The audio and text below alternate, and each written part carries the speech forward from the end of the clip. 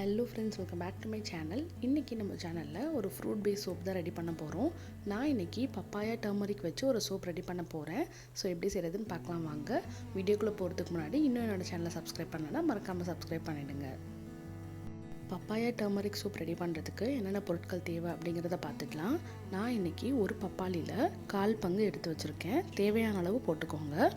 அதுக்கப்புறம் ஒரு 150 gram soap பார். இந்த சோப் பார் வந்து அமேசானில் கிடைக்கிது. அதோட லிங்க் நான் டிஸ்கிரிப்ஷனில் கொடுக்குறேன், செக் பண்ணிக்கோங்க. அதுக்கப்புறம் ஒரு 2 டேபிள் ஸ்பூன் கஸ்தூரி மஞ்சள். ஃபர்ஸ்ட் நம்ம இந்த சோப் பார் வந்து ஒரு குட்டி குட்டி க்யூப்ஸாக கட் பண்ணிக்கலாம். ஸோ இந்த மாதிரி கட் பண்ணிவிட்டு டபுள் பாயிலிங் மெத்தடில் நம்ம இதை மெல்ட் பண்ணிக்க போகிறோம். கட் பண்ணி வச்சுருக்க சோப் பேஸை நம்ம டபுள் பாயிலிங் மெத்தடில் மெல்ட் பண்ணிக்க போகிறோம். ஸோ இந்த மாதிரி ஒரு பாத்திரத்தில் தண்ணி வச்சு நல்லா கொதிச்சதுக்கப்புறம் அகைன் இன்னொரு சின்ன பாத்திரத்தில் சோப் பேஸை வச்சு நம்ம மெல்ட் பண்ணிக்கலாம்.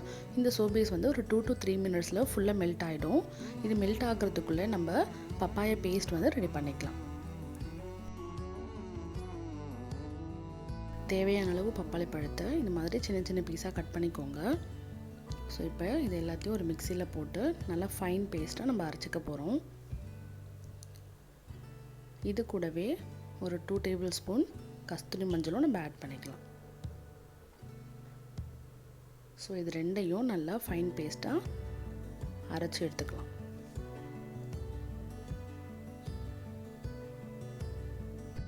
இந்த மாதிரி நல்லா ஃபைன் பேஸ்ட்டாக அரைச்சிக்கோங்க. ஸோ இதை வந்து நம்ம ஒரு பவுலுக்கு ட்ரான்ஸ்ஃபர் பண்ணிடலாம்.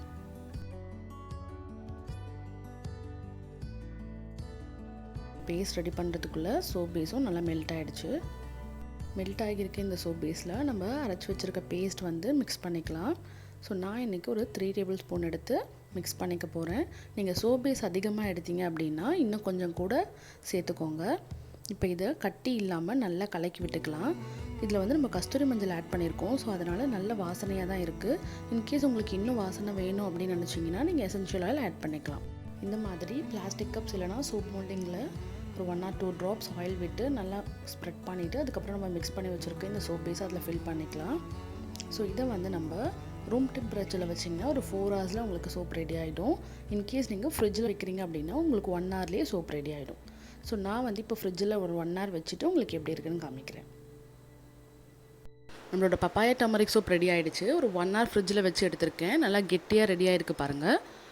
நம்ம இதில் பப்பாளி பழமும் மஞ்சள் மட்டும் தான் ஆட் பண்ணியிருக்கோம். பப்பாளியில் நேச்சுரலாகவே நம்மளோட ஸ்கின் அண்ட் ஹெல்த்துக்கு நிறைய பெனிஃபிட்ஸ் இருக்குது.